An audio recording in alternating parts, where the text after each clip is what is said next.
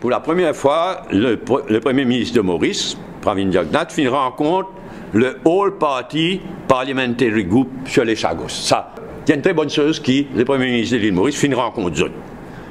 Tout, jusqu'à présent, je t'intéresse juste à la communauté chagossienne. Et pas du tout à la question de souveraineté. Au moins, la question de souveraineté de l'île Maurice, l'eau les Chagos, fin abordée, fin dans le souhait exprimé que la Grande-Bretagne, à l'occasion de sa sommet du Commonwealth là, sans sollicitude vis-à-vis l'île Maurice. Donc il y a un pas en avant. Moi, la question qui m'a posée, c'est est-ce que l'île Maurice est capable de faire plus concernant les Chagos, le dossier des Chagos?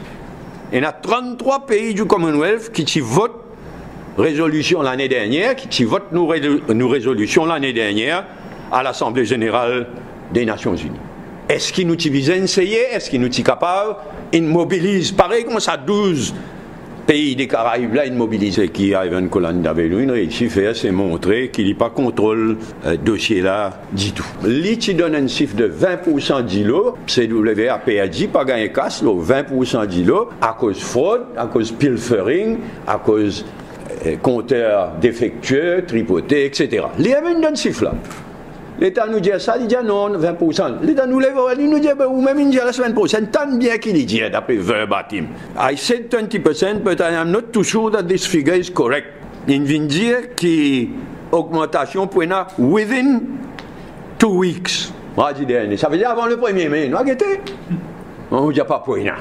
Et il vient dire qu'il va, pour choisir sa opérateur privé, by the end of this year. Et moi, je ne dis pas pour gagner, backing de cabinet. Qu'il y a un comité, secteur privé, gouvernement, et un restricted negotiating committee qui peut activement discuter pour une augmentation de tarifs d'électricité pour les consommateurs en général, dans Maurice, pour donner un subside à l'industrie sucrière.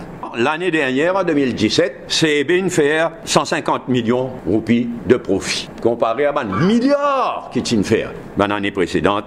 La CEB peut demander au gouvernement d'étendre les purchase agreements qui déjà existaient avec les IPPs. CEB peut aller de l'avant, CEB et le gouvernement peut aller de l'avant avec un énorme projet, plus que 7 milliards de roupies, qui appelle Combined Cycle Gas Turbine à Fossos. C'est une installation à Port-Louis, devant Fossos, pour un port gaz naturel, pour un port LNG, Liquefied Natural Gas, 10 pour sa bonne turbine de Fossos.